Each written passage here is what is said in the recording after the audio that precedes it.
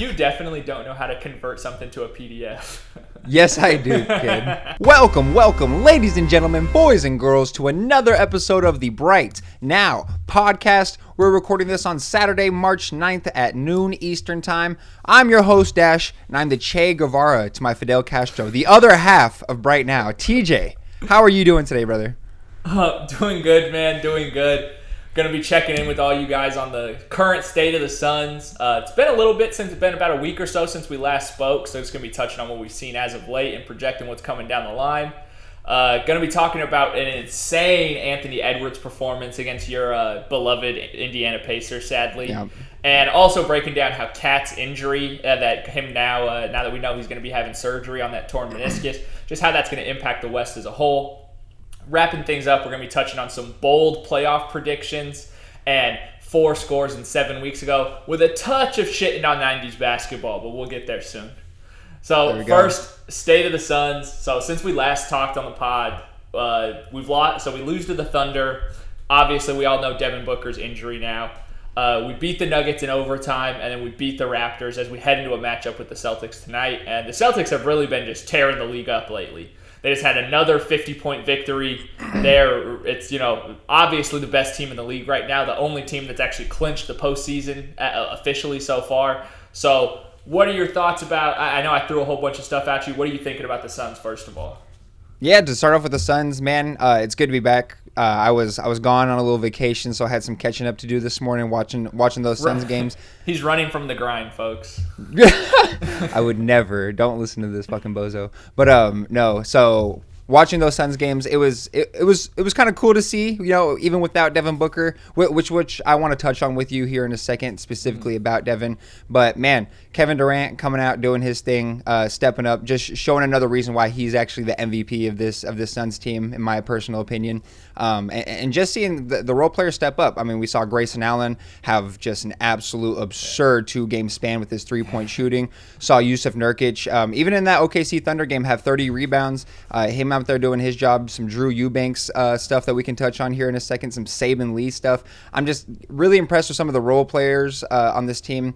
And man, I really needed these 2 wins. I mean, really disheartened after that Houston Rockets loss was just really bad. And we can even go back to the 2 Houston Rockets loss that we had.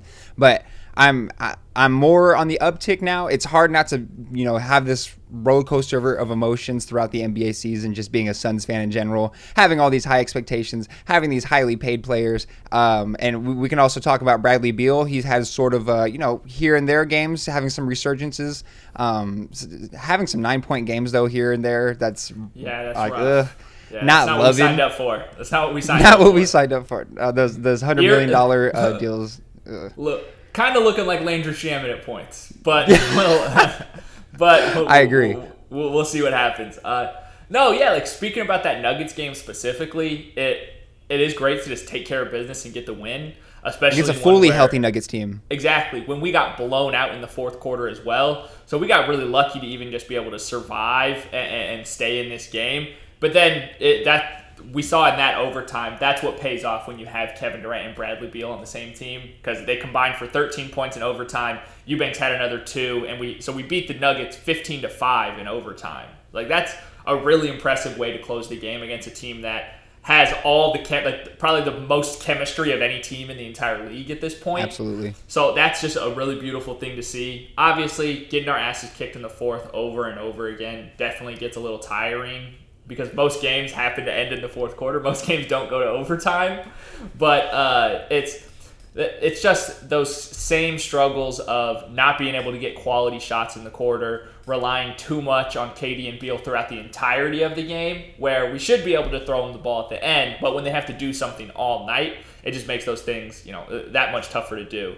But KD finished that game with 35. Grayson, like you said, had 8 threes in this game and against the Raptors, so he had 28. Beal was 16. It was a solid game. Some other disheartening parts, the Nuggets had twice as many fast break points at us. But I will say, looking at the stats for the league so far, in the last 15 games, the Suns are second in pace, which really shocked me. So things have kind of quickened up. We've shot more threes. We've been consistently over that 33-point attempts mark that we had really cared about for so long. So things are moving in the right direction. It's just about how the rest of our schedule plays out, because we still have some struggles, a lot of high profile games in the West to close this out. Yeah, absolutely. And we can even go back on touching to that the Nuggets versus Suns game. I thought it was hilarious what you said. Like, it's just getting strange. It's getting like I don't know, like supernatural as to how bad we are in the fourth quarter, but just like overtime. What did you say? You're like, oh, I mean, fourth quarter we're asked, but at least it isn't the fourth quarter. Like we go in that overtime game. Exactly. The best thing about overtime is that it isn't the fourth quarter. No, exactly. And then we look even back at the 100s and 99. The Suns are down. Well, I think it's 49 seconds left in the game. Jamal Murray has that turnaround to put it at 102 to 99. Durant with his classic left elbow three to tie it up. Big time stop on Jokic, and Aaron Gordon almost gave me a fucking heart attack with that putback dunk at the end after the buzzer. Mm-hmm. I was like, oh god, this is exactly how we should. He knew him. His reaction, you could tell that it didn't count, but no, it's still like. He was right there in a different universe. That's that the timing works out there. That's game right there. Yeah, absolutely. And just like we're talking about, even though Durant, he did finish with that 35 bomb, he shot pretty not good. Aaron Gordon's known. We saw it last year throughout the playoffs that he can just be an absolute star stopper at points. Just his large frame and his athletic ability just to get into people. But I was really impressed. Like I said, I liked a lot of the Saban Lee minutes throughout both of these games. That dunk that he had on Zeke Naji, oh my goodness, that was absolutely disgusting. But I even talked about it with you over text that we need Saban Lee to take threes. I don't know what's up with him. I feel like he doesn't shoot terribly. I couldn't tell you the stats off the top of my head. I just feel like he doesn't shoot enough. But no, I think I liked a lot of his minutes. Drew Eubanks was absolutely putting on a tear, and a really bright spot with this Denver game, and something that we did see throughout the playoffs last year, even with a very injured Phoenix Suns team, is that we can bother Jokic. It seems like I don't know if it's just like the personnel at this point. I know we have a completely different team, but man, it seemed like we kind of put the burner on him. He had 7 turnovers, 5 assists, and so I mean, with that kind of assist to turnover ratio against the best player in the league, I'll go ahead and take that. And I know Nurkic takes the matchup personally. They even talked about it throughout the broadcast, how he had, I think, 4 fouls or 3 fouls coming into the second half. Frank Vogel wanted to make that adjustment to put Royce O'Neal on him, and he said, nah, coach, I need to play against Jokic. This is a game that I need to go ahead and step up and do, which I was happy about. It's something you always want to hear from your players, having that kind of confidence. But he did end up having 2 dumb fouls on Jokic, respectively. I think they were both and ones. So I'm just like, Nurkic, I love the confidence. And like I said, hell of a game. Shout out Drew Eubanks for getting 3 tap-out offensive rebounds towards the end of the game. Yep. Very happy to see that. Definitely earning him some more minutes. We even saw in that Raptors game. Were you impressed with how our bigs played against Jokic? Oh, absolutely. And it sounds weird to say they held Jokic to 25, 16, and 5. Yeah. That's really kind of how it feels. Somebody on the Nuggets is going to get those rebounds. So sometimes those 16 rebound games, a lot of it is just happenstance anyway, where you were just sitting on the court for a few really easy rebounds. So I'm super excited. Nurkic, use all 6 of them. I obviously would like to see him maybe use them in plays where they're not going to get an and one, really make them earn them at the free throw line. But that's something that he understands, and that he knows how important that Jokic matchup is for us, because that's really the bet. It sounds weird, but that's, of all the top centers in the league, you feel the most comfortable with Nurkic on Jokic, just because of that familiarity and the similarities in their game and strength and size, right? So yeah. Can I ask you a question on that topic? Yeah, of course. Yeah, I mean, are you wanting to play the Nuggets more in that first round than you would the Clippers? I know that sounds crazy, but just off of what we've seen so far this season, are you leaning more towards playing the favorited team? I mean, a lot of people have the Celtics, completely understand, but coming out the West, I think everybody and their mom is picking the Nuggets. Are you more comfortable playing against them than the Clippers? Yeah, weirdly enough, and I do understand, I would rank the Nuggets above the Clippers in terms of just skill, but in the sense of those straight up matchups. And if we have Booker, I just like us matching up against the Nuggets a lot more, given Nurkic. Jamal Murray, obviously we have trouble with those smaller guards, but Royce O'Neal has been a breath of fresh air defensively. So if you can kind of split Okogie and Royce O'Neal on him, Okogie for some spot minutes guarding him, maybe Booker does have to kind of, protect the house himself as well, in closeout minutes against the Nuggets. But I'm way more confident in that than the Clippers team, who just have length and size at every position, and they have 3 assassins too. So it's a little scarier for me with that. Yeah, 1,000%. And then we can kind of transition into the Raptors game. I know we're talking about the Suns as a whole, but same thing. Kevin Durant absolutely going out there doing his thing. Bol had an amazing first half. I think he came out the game in like 12 minutes. He came out the game and he had like, I want to say 9 points and 7 rebounds or something like that, just straight out the gate. Really impressed with that. Bol's rebounding has looked like it's increased in his value. Really enjoy to see that. I mean, the 8-foot wingspan should go ahead and help him out in that aspect. Yeah, he's being way more aggressive just going and getting them. I think maybe part of his problem is he was just waiting for rebounds to come to him instead of going and getting them. Yeah, and that's been a really good thing because he's just, if he can just get his arm in the mix, like he can be boxed out and still have a great shot to get the board or at least tip it out to somebody else, which, like you mentioned with Eubanks, that's something that he's been really good at. Like the Brook Lopez kind of just tap out rebound when you don't really have a shot at getting it yourself. So absolutely love that. With that Raptors game, my only thing is it really should have been a blowout. Like you look, did you see who they trotted out as their starters, man? Like come on. And we took care of business in the first quarter, and then the rest of the way we lose the rest of the game by 7. So it was just a mediocre finish from there, which worries me more than even like the struggles against the Nuggets in the fourth because like. Maybe it's over. I don't even think it's overstated how important it is that the Celtics have multiple 50-point wins this year. Like that's just the sign of a truly well-oiled machine. That's what those Warriors teams were doing to people. That's what those Heat teams could do to people, getting 30, 40-point wins consistently where their starters aren't even touching the floor in the second half, really. So that's where I would have liked that Raptors game to be a little bit more well-handled, but beggars can't be choosers at this part of the season when we just need to tack on wins in that column. Yeah, 100% agree. And just another little thing, I think Devin Booker's still classified as, questionable for tonight's game. He was doubtful, went into questionable. So we'll see. I mean, I don't want to be that fan where it's like, hey, I don't know if we're gonna stand a chance against the Celtics at this point of the season, especially with Devin Booker just being kind of iffy. But I mean, I see both angles. We just got a huge win against the Denver Nuggets, against a fully healthy Denver Nuggets. Maybe they want to go out there and just have a little taste test. I know we still got some crazy games coming up here towards the end of the stretch of the season. And that's what I want to touch on too. Yeah. Go ahead and talk about it. Because right now, currently 6th in the West, we got 19 games left. So I wanted to see what we're going to see, like how much control over our own destiny do we have. And luckily, like we have 11 games left against teams in the West. Mostly in the next few games, we're going to be playing a lot of Eastern teams. We got some Celtics matchups, the Cavs, Bucks, Hornets. But we have 2 games at the Spurs, 1 more at Denver, 1 more at OKC. And then where it gets pretty juicy is that we have a home and away against the Pelicans, who are right next to us in the standings. Home and away versus the Timberwolves, who we know with Cat's injury are looking a little bit weaker than normal. A home and away versus the Clippers. I'll chalk that up to a toss-up at the end of the day. And then we have 1 more at the Kings, the other team that is right next to us in our standings. So our destiny is really still in our own hands still. At best, we can hit like the 4 seed if we can take care of business against the Pelicans or if they slide a little bit. Realistically, we're going to fall between 5 and 7, but we just have to avoid the play-in my opinion. As long as we're the 6th, I'll feel way more comfortable.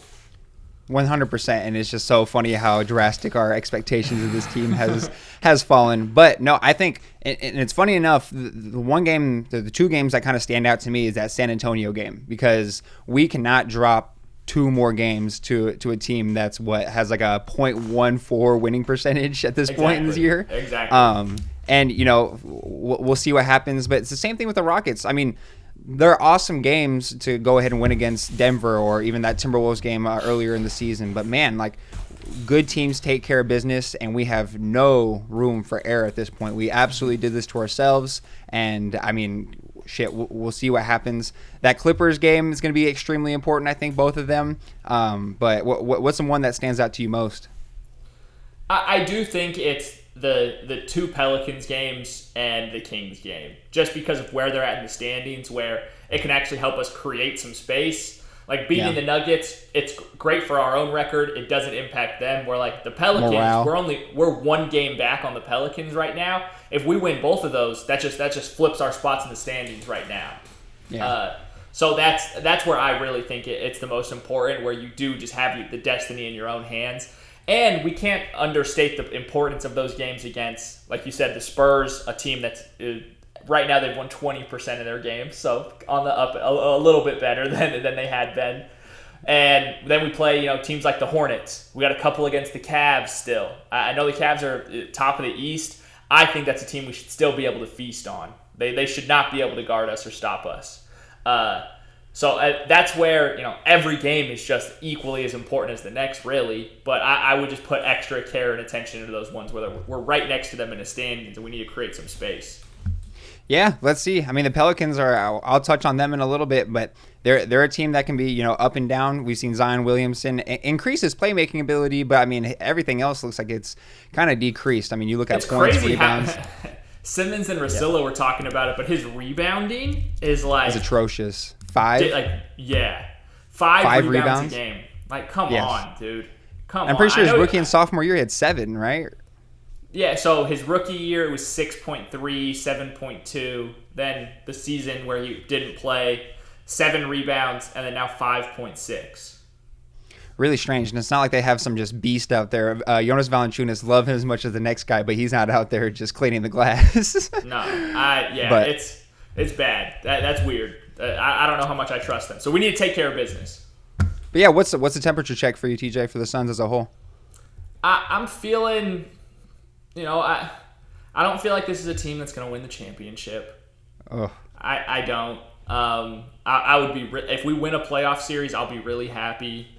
If the season ended today, we're playing the Nuggets in round 1. We are heavy underdogs in that series. Just that's facts are facts. So that's where I'm sitting as of now. And even if we climb up to maybe it's better we drop to like the 7 seed, come out of the play, and then we can play like the Timberwolves or the Thunder in round 1 rather than the Nuggets or the Clippers, because I just don't know. No, I hear you. I do think I might be just a little bit more optimistic. I do think that there is a path as to where we could, make a deep run, even make it to the playoffs if things just work in our favor the most. Like I said, if we can get out of that first round against one of those top echelon teams, such as the Nuggets, or like I said, I really just don't want to play the Clippers. I'll be completely honest. From what I've seen when we played against them this year, it's just been absolutely atrocious. They're borderline Suns killers. I mean, if you made like a chart as to who just fucking hates the Suns the most, I think the Clippers are up there just in terms of how they treat us. And maybe it's because of the previous years of which we dogged them in the playoffs with their injuries. But I do think that there's a route if we can. And I know this is a long stretch, you just said it, but if we can beat the Nuggets and we go up against a team like OKC, which I know we haven't done amazing with, but I know playoff basketball is playoff basketball at the end of the day. If we can go against them or the Timberwolves, I'm feeling a lot better. It's just that first round matchup is what's making me a little iffy. I can't lie to you, TJ.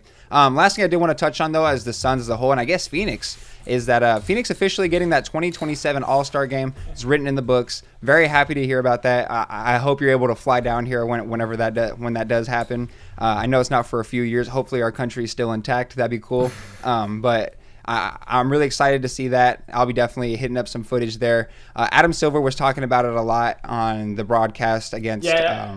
I thought it was really cool that he was like on the local broadcast talking about that too. It was just interesting to kind of hear him talk about their thoughts about state of the league. Yeah, it was super cool, and like I feel like Kevin Ray and EJ did like a pretty decent job at talking about the questions.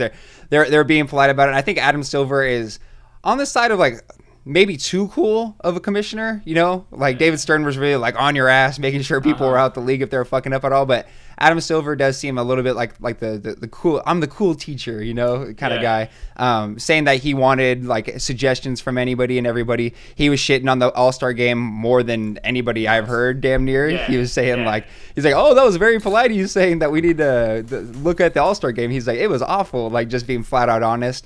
And I mean, he was kind of giving us some tidbits here and there about the All-Star game as a whole, just saying that the traditional way is no longer going to work. Like you can't turn back the wheel and it's just going to work just how it did even 10 years ago. I thought that was a really interesting comment. He basically flat out said that the next All-Star game is not going to be a classic 48-minute game, East versus West. So really excited to see there. I feel like that was kind of underrated. Didn't really see anybody talk about that. But yeah, shout out to Phoenix. Way better weather than Indianapolis. I'll say that first and foremost.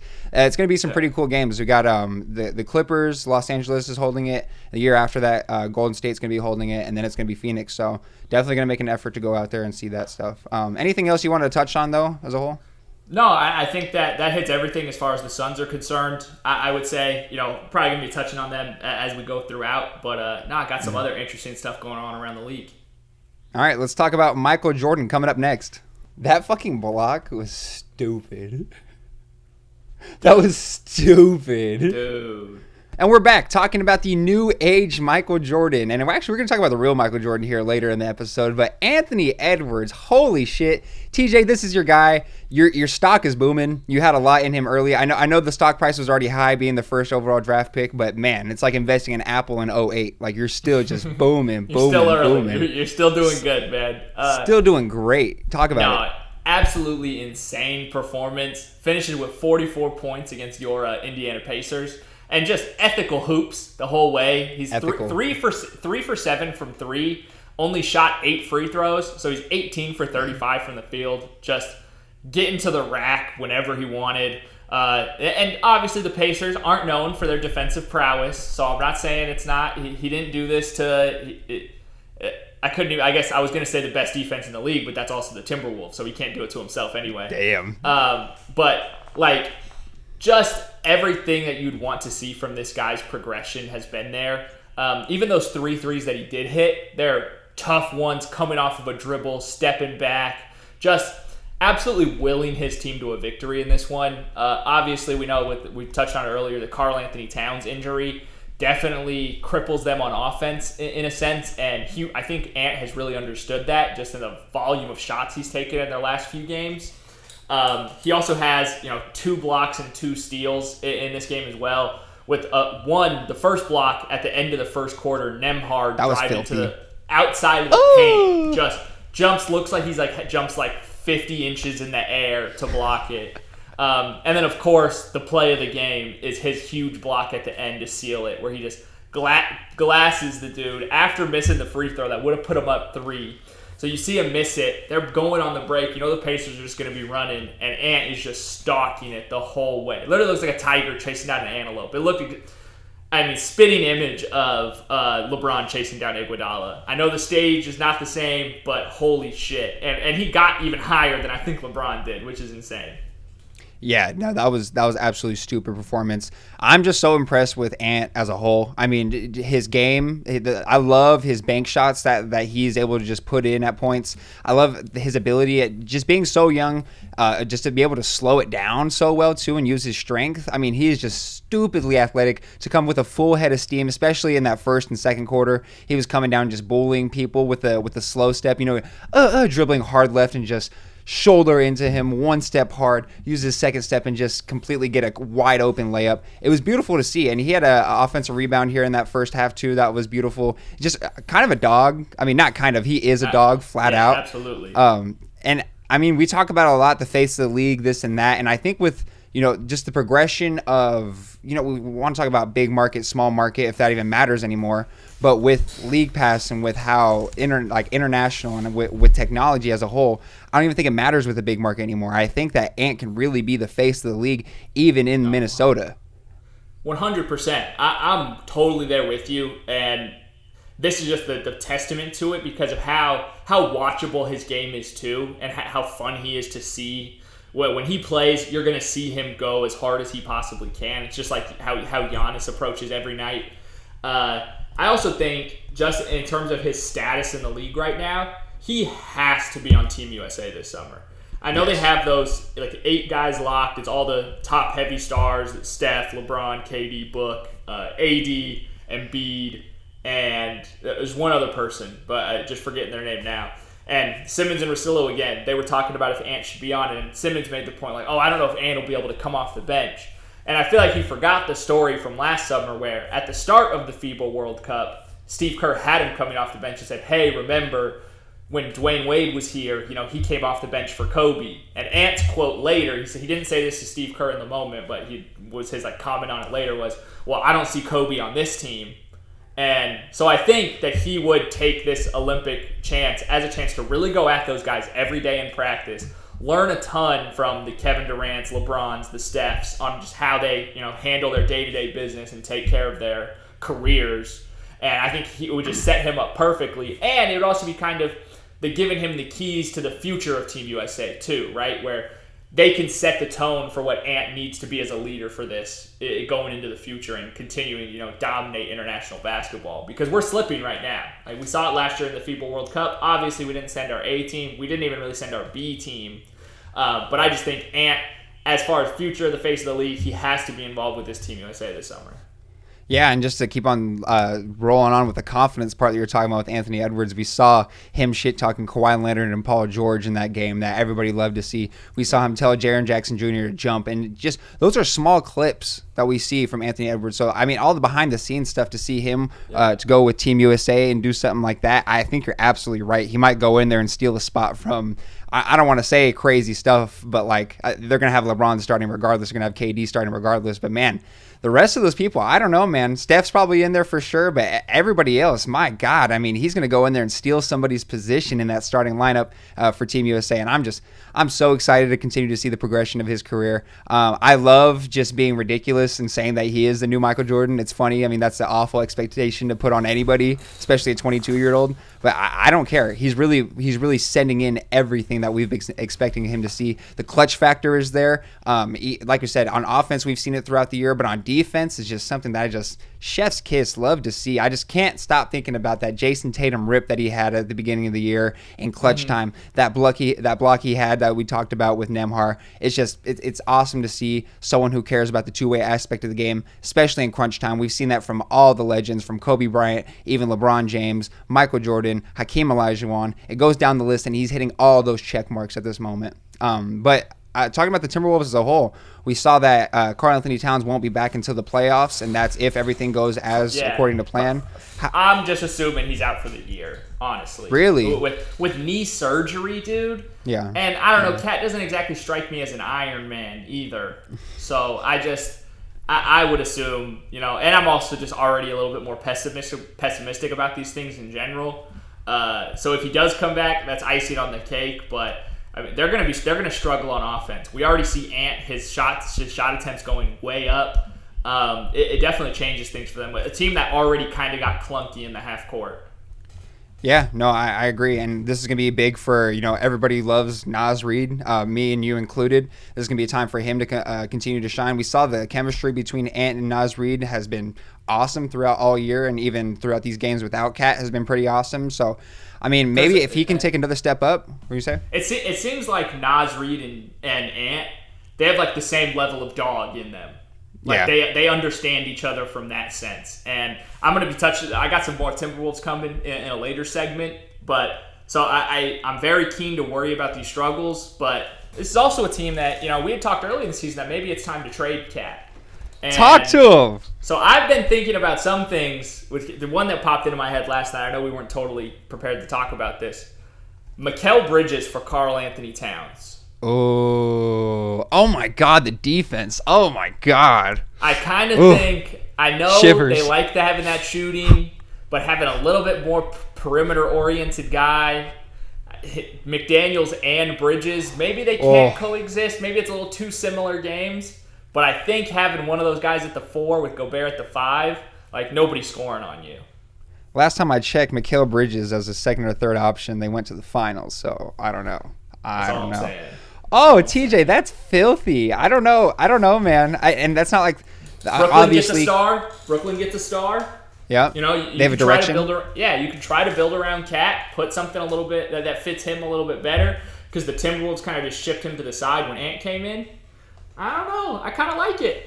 Oh my God. And it's not, obviously Cat is a great big man shooter. I don't know if the best of all time like he proclaims, but I mean, Mikal Bridges, he's not a slouch from behind the arc either. So, I mean, shit, I would not be mad seeing that as an NBA fan. As a Suns fan, petrified. Yeah, not loving it whatsoever. I'd be pissed. I already miss Mikal Bridges as it is. It should be booking Mikal winning championships is really what it should be. Yes, absolutely. But all right, we'll finish off right there for our ant talk and our Timberwolves talk as a whole. But coming up next, we got some bold playoff predictions. And TJ, I'm excited about this one. I'm glad you brought up this topic to go ahead and elaborate on. So coming up next, I want you to come in hot here, okay? Okay. And we're back talking about bold playoff predictions. And TJ, I'm going to start off hot. I'm going to do the thing. The Miami Heat will make a deep playoff run. And whether that them beating the Cavs in the first round if the seeding shifts, which I'll definitely put my money on Miami, just being honest, or even if they go against the Bucks in the first round, we could see a repeat of what happened last year, given a few injuries here or there, seeing Damian Lillard not being able to guard anybody. And shit, I'll man up and say it. The struggles we've seen from Jason Tatum in the fourth quarter will be exposed by Jimmy Butler, Eric Spoelstra, and the Heat organization. Don't be surprised if you see the Heat make it to the finals for the third time during the Jimmy Butler era. I'm going to go ahead and say it. I love this team, and I was one of the people who did not doubt them throughout, and I'm tired of seeing people completely dismiss what they've shown us in the playoffs. Jimmy Butler said it before. How do I become a demon and just start killing everybody in the playoffs? Shit if I know. I'm built different. I love it. Jimmy Butler is going to do it again. You know, no thoughts? I hear you. It's just,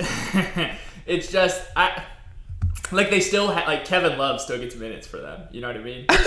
Like it's that kind of shit where I know. Did Kevin Love not hoop last year in the playoffs? I know the whole thing is no, we can't quit on the Heat. They've proved it so many times. My thing is, I think we're closer to the end of that era than we are to the beginning by far, and I wouldn't expect them to go to the conference finals again. Win a playoff round, I'm with you. It definitely, they're against the Cavs. I'm rocking with them there. But in terms of like going back to the finals or beating the Celtics, like this is a different Celtics squad, man. I think they're different enough to where I wouldn't be as shaken in my boots if I was a Celtics fan. But I hear you. I see there is the evidence for it too, and I'm probably going to eat my words because Jimmy Butler does just fucking turn into a different person when it comes playoff time. And TJ, you talk to any Celtics fan, and they're still scared of the Miami Heat to this day. That's because Celtics fans are fucking pussies. That's because Celtics fans are the worst. Celtics fans, Warriors fans, Lakers fans, they're all the worst. They're the worst people you've ever. They're terrible. They're bad people. Oh my God, we have people who are fans of the organization who watch us. Yeah, that's fine. They should know. They should know you're a bad person. If you've seen, especially if you're a true Boston fan with like the Pats, Sox, Bruins, and Celtics, bro, you've seen so many championships. You've always had the best teams. At every 5 years, you'll have the best team in any given sport. And so just go fuck yourself. I don't care if you're scared of the fucking power of friendship Miami Heat. I fucking hate it. I fucking hate it. And I kind of have some Celtic sympathies too. But like, I just get the fuck out of my face. I don't want to hear it when you've seen fucking 6 Super Bowls, 3 World Series, an NBA championship, all in this fucking millennium. Fucking go to hell. So it sounds like a bitter Arizona Suns fan over here. No, I really am. I really am bitter. All right, hit me with yours. My first one, kind of a 180 on the previous topic, but I think the Timberwolves are going to go to the Western Conference Finals. Cat is kind of a defensive liability. He's on limited minutes or gone. You know, who knows? I love Naz Reid. Naz Reid would start on 29 other NBA teams in any capacity.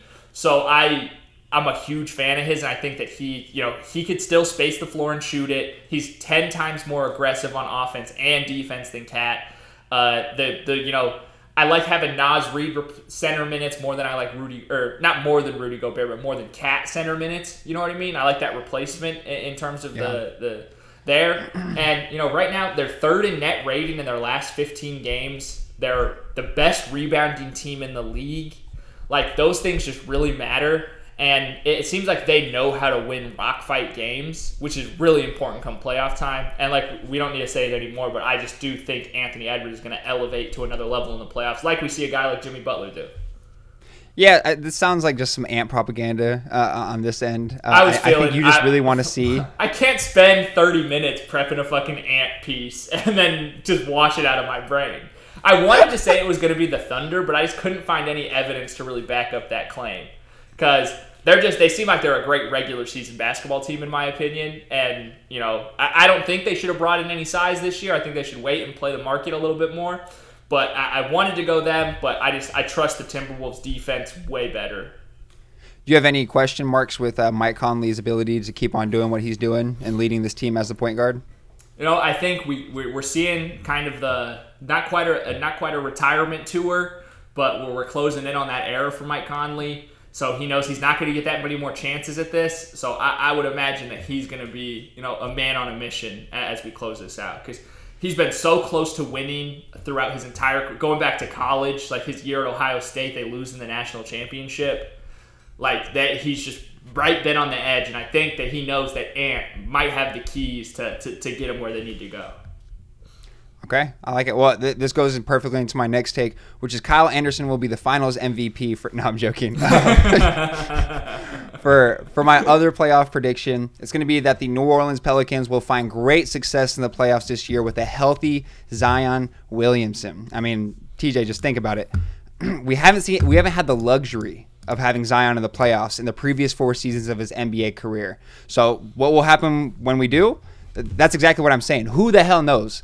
The Pelicans had made them a spot in the 2022 playoffs with the Zion-less Pelicans. They took the 64-18 Phoenix Suns to 6 games. I know you remember that. DeAndre Ayton had himself a hell of a series towards the end there. But Brandon Ingram, he's got some juice. Herb Jones and Trey Murphy will lock your ass down. CJ McCollum is a leader who will make shit happen. And again, a healthy Zion Williamson. And I know his stats haven't been otherworldly. We kind of talked about it at the beginning, but I think he's starting to figure things out in the second stretch of the season. And, he can be the first or second best player on this team early on in his career, having Brandon Ingram there, leading them to wins against teams such as like the Los Angeles Clippers maybe throughout this year they've already seen, the OKC Thunder, the Timberwolves. Just with that size aspect on their side, I'm really excited to see what Zion will do with his playmaking ability and to see if his style of play translates to playoff basketball, which I think it will, honestly, just with his bruising ability to just get into folks and just get up those layups right into people. I'm kind of excited to see this team. Like I said, they've already made a little bit of noise when they were there in the 2022, but what do you think about it? I'm into it. I definitely agree with you. When I was looking at those last 15 game stats, the Pelicans just kept popping up in nearly every important category. So it does seem like they have the framework to do it. Obviously, the health bet is a concern to an extent. The Zion overweightness has been overblown. I know we've been part of that as well, and it's just easy to crack jokes off about that. Yeah. So I hear you. The defense is there. It is just going to come down to, is Zion going to be able to step up? Because he would, based on his stats now, I think for them to have success in the playoffs, you need more than 22 points and 5 rebounds, right? Correct. So in terms of stepping up his playmaking, but they have it there. Right now they would play the Clippers in the first round, so it depends on how you feel about that matchup. I could see it going either way. I would probably lean Clippers, but that's also why this is a bold prediction. And in terms of, I see where you're coming from, though. So you like it? You're fucking with the vision. I do. I like that one. I fuck with the vision. Thank you. Good. All right. How about your next pick? My other one maybe seems a little less spicy than if I said this a few weeks ago, but the Magic are going to win a playoff series. Oh. They're top 6 in net rating post All-Star break. They are number 1 in rebounding percentage right now. They turn the ball over a lot. They're not the best. They're the worst shooting team in the league. But again, another team that's just going to know how to win these rock fights and can turn a game into a rock fight at a whim. I saw them in person against the Hawks, and that's just a fast, blow-by-you team. The Hawks end up winning that game at the buzzer by DeJounte Murray. But it was another game where it's just kind of a slogfest, and that's when the Magic are honestly at their most comfortable. I think Paolo is going to really make a name for himself in the first round and really take somebody the distance in the second. Right now they're playing the Knicks, who the Knicks are just on a deep downturn. They could even jump up into the 4 seed. So I'm really just impressed with the Magic. Man, I love that pick. That was a team I was eyeballing. I was trying to see where I could fit them into this bold prediction. I'm glad you did, honestly. I absolutely love watching this team. Like you said, I know it can be rock fight-ish sometimes, just them not being able to put the ball in the basket.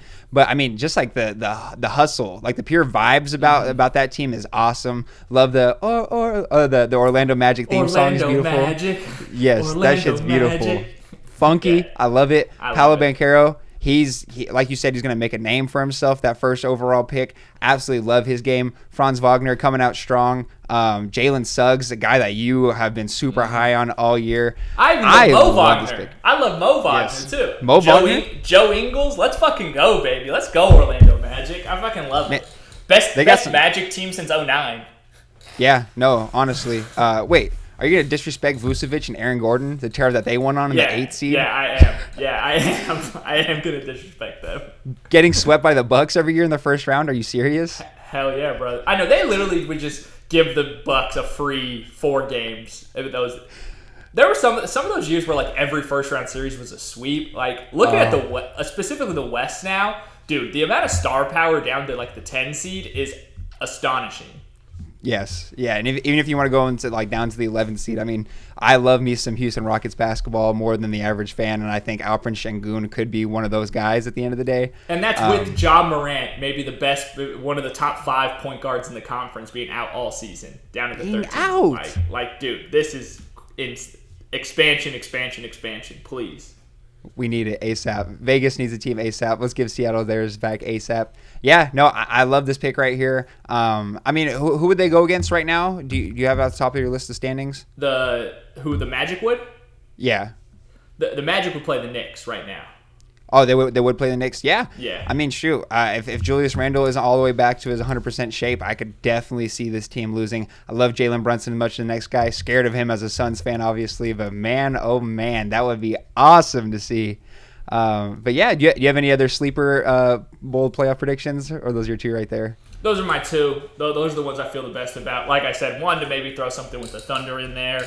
But didn't necessarily felt it in my heart, but not the brain. But those other 2, I think it makes the most sense. So, I agree. That's beautiful. All right, we're wrapping up this section of the podcast. Coming up next, we got 4 scores and 7 days ago. This is going to be a good time for me to shit on Steph Curry. And TJ, looks like you've got a list of games for me to go over with 4 scores and 7 games ago. 7 days ago. Damn, butchered that. What are you thinking? Damn, you really fucked that up, Abe Lincoln. Got 4 scores from the last week that I think just tell us a little bit of a story about how the season has gone for most of these teams. So wanted to throw these out here, and you just tell me which one you think is the juiciest, which one means the most as we look forward towards the playoffs. First, we had the Lakers beat the Milwaukee Bucks 123-122 without LeBron and D'Angelo Russell having 44 points. Giannis did his thing in that game. Dame played good as well, but ended up dropping that and Anthony Davis, I think he had 30 something, so he definitely put work in, but kind of a shock there, I would say, for most fans. Next one, we have Chicago beating Golden State 125-122. Steph with 15 points. Draymond fouls out. DeMar and Vucevic both have 33 each. So definitely another surprising one there. Another one we got coming up from the East is the Hawks beating the Knicks 116-100. So as we mentioned in the last segment, the Knicks are only a half game up on the Magic now for the 4 seed, and this is a team that was really starting to make some noise after those key trades they made before the deadline. And then finally, the Boston Celtics beating the Golden State Warriors 140-88. Steph finishes with 4 points, Jaylen Brown with 29 points in 22 minutes, and Jason Tatum with 27 and 25. So really the story here is Milwaukee still struggling against a team that we don't necessarily think is all that good in the Lakers. Golden State with 2 really bad losses to teams in the East where Steph just flat out didn't show up. I think that's a very fair thing to say. If you score 15 points against the Bulls, you did not show up that night. And then, of course, the Knicks, dropping in the standings. So what are you thinking? What's juiciest? What are you throwing off immediately? It sucks that this was of all weeks in the NBA to have like really good games to like look over. Even in these brutal losses, I would have loved to watch those live. But Man, I think all these are great picks. The one that stands out to me the most is probably going to be the Lakers versus Bucks, just because, like you said, with no LeBron, a team in the Milwaukee Bucks that have consistently had defensive struggles, a lot better since Doc Rivers has been back. I know they had a little streak going after the All-Star break, but man, championship teams will not win. You can't be a championship team if you can't get stops in the clutch, and I think that's exactly what happened towards the end of the game with Damian Lillard not being able to get any stops. The Lakers continually going out there. D'Lo hearing all that noise. He's been on kind of like a media run, feels like recently, just talking his shit. Which I mean, he really hey, has. Good for D'Lo. Yeah, do your Good thing. for snitch ass. But no, I think that game means a lot in a weird way. Positive for the Lakers. We'll see if D'Angelo Russell can continue. Because if you remember last year, D'Angelo Russell did decent in the playoffs, had a really strong stretch as well towards the end of the regular season, but kind of fell off a little bit. But no, really impressed. I hate to say it, really impressed with the Lakers win there. And then Chicago versus Golden State. I mean, Chicago is one of those teams, and I've told you before, strongly dislike the way that their organization is ran at the moment. I was kind of considering them for maybe a weird bold take playoff prediction, but I didn't want to ruin the brand. But no, I think that's big time. Like you said, Steph Curry having his shooting struggles right here is not good. But even worse, let's talk about the Celtics versus Golden State Warriors. There was kind of an uptick people were feeling with Golden State. It seems like that's kind of slipping away now. Yeah, that got kiboshed with that fucking game. And then Draymond coming out after to defend the logic behind not guarding Jaylen Brown at the 3-point line. Yeah. Are you fucking dumb? Yeah. Whose idea was that? Whose fucking idea was that? Jaylen Brown can shoot. 34% across all threes. Like, look at his, I immediately went and pulled up his stats depending on how closely guarded he is. He's like a 40% three-point shooter when you give him like 3 feet. Yeah, I mean, all right, what the fuck are you guys looking at? That's Draymond's just too egotistical, and I already can't stand those motherfuckers in Golden State anyway. Like specifically Draymond and Steph. Clay is cool. I fuck with Clay still, but no, I think those two they're fucking clowns. They're just they're just still stuck in their glory days and don't realize that this shit is falling apart at the seams. Are you gonna shit on Kevon Looney too? Damn, I mean, yeah, this is the answer. Fuck Kevon Looney. No, what? Kevon Looney does his job. Stop. Fuck Zaza Pachulia. Yeah, fuck Zaza Pachulia. I can get on board with that. No, but you're 100% right. There should never be an instance where a team like this that has any aspirations of being good loses by 50 points. I don't care how good. I don't care. I don't care if it's the Chicago Bulls in '96. I don't care. No. I mean, this is an absolute disgrace of a loss. I'm not feeling good at all if I'm a Golden State fan. I mean, like you said, it doesn't matter. At the end of the day, they have 4 chips under their belts in the last couple years. So, but no, I think that's huge. Steph Curry having 4 points is not acceptable in any realm of reality. But he gets a pass for it for some reason. He gets a pass because he practices his golf swing mid-game, right? He gets a pass. Fucking guy. Steph hater. And then with the Hawks versus Knicks, definitely alarming for the Knicks because this Hawks team has been absolutely atrocious all year. I was very low on them at the beginning. I know a lot of people were super high. Even in that podcast with Russillo and Simmons, they were talking about how even Vegas thought for sure that they were going to be a lot better, that they were just going to turn it up. All the bettors placed it that way, that the Hawks were going to figure it out. And even with the uptick of Jalen Johnson, I mean, he had an absolutely stupid game the other night with damn near a triple-double. But I think that this is kind of alarming for the Knicks at this point. Started off super well. I know OG Anunoby has been kind of injury-prone, but just when he's out there on the court, it is a different realm. And, the Knicks fans like to talk a lot of shit about Julius Randle at a lot of points. I'm personally high on Julius Randle. I know there's been some issues with the body language and all that. But I'm sure they're missing a guy who can go ahead and just drop them 25 points a game, 24 points a game. I think they're missing that. Call me crazy. I don't know. But, yeah, I think the most impactful, though, out of these 4 games is going to be that Lakers versus Bucks, just because we do got a team, the Lakers, that have shown that they can turn it up even if they are in that play-in spot. And they can just, flip things around. You got LeBron James at the end of the day on your team. And, I mean, like I said, the Bucks, constant struggles closing games out in terms of defense. What would be your pick? What was your favorite? No, I think I agree with you. I think that one means the most. I think Golden State, I think they're dead in the water. Knicks, they're just going to slip in the standings. I would assume that the Magic and them are going to flip spots here in the next week or so. Yeah, no, 100% right. All right, well, that finishes up 4 scores and 7 days ago, and we're just going to end off this podcast. We don't really need to take a break here. I just wanted to touch on some of the stuff that's been going around, and I'm with the old heads, TJ. I'll say it. I'm with the old heads. Yes, I'm with the old heads. Yes, I know you're a guy we need to defend our generation. I'm a historian. Okay, I like looking at stats and pure evidence, and people want to talk about and let me be clear. I'm not one of those guys who says that Bill Laimbeer is going to be clamping down LeBron James in the modern day NBA. Totally understand. Totally get it that the competition level is much different. But it's the evolution of the game. I mean, you look back at the 60s and it looks atrocious too. It's just consistently evolving with the game. It's not Michael Jordan's fault that he was dominating the competition. If we're going to go by that logic, then, I mean, Bill Russell, let's leave him in top 30 discussions. Let's go ahead and do that because he just played against atrocious competition. I mean, that's not fair whatsoever. I think that... And then the left-handed stuff with Michael Jordan is silly as hell. Nah, he couldn't go left for a few years. But that was a known fact before. They talked about that shit in The Last Dance. How good is Michael Jordan? He didn't have to go left and won 6 championships and fucking 24 scoring titles. He's that good. Eventually, he could go left. He's that good. No, it's just that everybody else also kind of sucked. And I hear your point, and I want to say this. I think the part that you're missing is how much those 90s motherfuckers have shit on the current state of the league and saying that these guys are somehow worse than they were in the 90s. I think that's where you're being a little too rational about it, I would say, in terms of because I agree with you that you need to view it as a historian, and I do understand the evolution of the game and still give credit where it's due. I think I'm a guy that has Kareem at the top of my GOAT rankings. It goes Kareem, LeBron, Jordan for me. I know that's weird, but I like it. But I respect I pay my respects to the legends that did it before.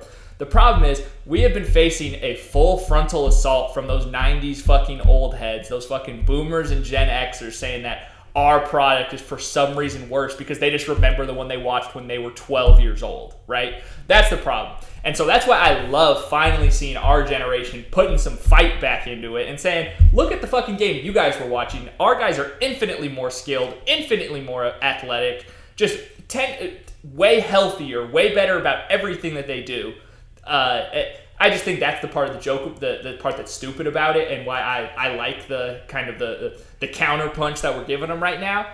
And it just reminds me of the Star Wars prequels, because when we were really young and before our generation was really loud on the internet, it was just the prequels are the worst thing ever. Yeah. Who the fuck made these? Right. These things are terrible. Everybody hates them. What the fuck? This is bullshit. And people were just, people just took that as fact. And then finally, our generation who had seen these Star Wars prequels when they were kids came up and were like, no, these movies are awesome. I like them way better than the originals. They look cooler. They're more fantastic. The stories are more interesting, blah, blah, blah. And then those same people that defended the prequels are now shitting on the sequels because they're the ones that didn't come out when they were a child. Yeah. It's the same thing as, music sucks now. The best music exclusively came out when I was between the ages of 12 and 24 years old. Yeah. Come on, do you not hear yourself? You just wish you were a little boy still.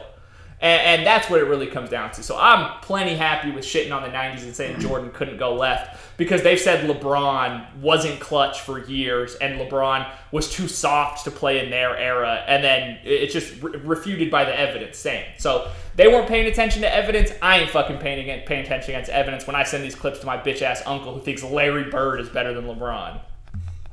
TJ, but that's what I'm saying. We're better than that. We should be better than that. The pendulum is swinging too far the other way. I mean, I hear what you're saying, 100%. I have a counterpoint that I'm going to say after we stop recording. What? No. What? Keep it on here. No, I'm not saying it on here. Anywho, I'm with you that we should, as a whole and as historians, we should respect our elders. But they need to respect us first. You don't see this in the NFL with old NFL players shitting on the current league. They understand it's different, evolution, new technologies, all those things. They understand that there. Why can't we understand that in basketball and actually have a coexisting, a happy relationship with our elders rather than every time you hear some old player talk about basketball, it's always, I just fucking score 50 a game here. You got fucking Jason Williams, white chocolate, acting like he would do shit in this. forgetting that he shot like 29% from three and wouldn't even be able to get on the court in this league. So that's what bothers me, where they weren't as skilled and they act like it's a better product than it is now. That's what I'm saying. But TJ, I'm pushing back hard here because I think that the more negative stuff is just louder. I don't think that the general consensus, you look at people like Isaiah Thomas, he was shitting on Charles Oakley for saying that Giannis wouldn't do anything against him. We look at guys like Allen Iverson, who is coming out saying blatantly that Kyrie Irving has better handles than he does, and he was borderline a better player. I mean, we're just talk to me. But think about who those two guys are. They're both kind of black sheep of their generation. Isaiah Thomas left off the Dream Team because of beef with Michael Jordan. He was just on the outs from that legacy, right? Allen Iverson, same sort of thing, just separate. He didn't get the championship done. People talk about him in a negative light in a lot of senses. I know that public perception has spun around on him now, just acknowledging his legend status. But for most of our lives, people are like, oh, he's just not clutch. He can't get it done. So those guys are a little bit more rational about those things because they're a little bit more well-rounded in how they've been talked about. But those guys like Larry Bird coming in to give him a pump-up speech before the All-Star game, and Scottie Pippen acting like he'd be a superstar now. Like, it's just they're wrong. They're wrong. They wouldn't. They wouldn't. Counter, Kobe Bryant.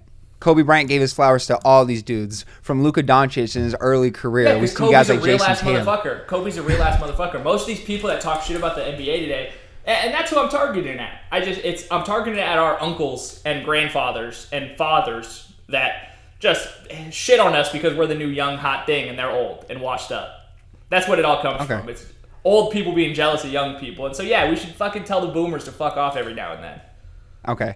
This is extremely anecdotal, but I just have the luxury. I have two older dudes that are like in their mid 70s that I talk basketball with a lot just because of my job and everything like that. And I think, like I said, I just might be blessed in order to have this like relationship with them, but they are very aware of how talented the league is, and they're very much so give the flowers to the guy that are currently in the league. So I think at the end of the day, we don't disagree. I think we both agree on a purely logical basketball standpoint. Me and you both appreciate the old heads. Like you said, Kareem Abdul-Jabbar being your number one spot is awesome. I love it. You'd have a lot of people, even old heads, that would shit on that take that saw Michael Jordan play. But I think at the end of the day, we do agree. It's just I think you're more pessimistic and I'm more optimistic. That I imagine a utopia and you're living in the real world. Yeah, that's how it goes. I think you're right. No, we are on the same page though. We're on the same page. I just like sticking it to those boomers whenever we get the chance. No, and I respect it. All right, guys. Well, that's going to wrap up this episode of the Bright Now podcast, episode 31. Thank you guys so much for always tuning in. And as always, y'all have a phenomenal rest of your day.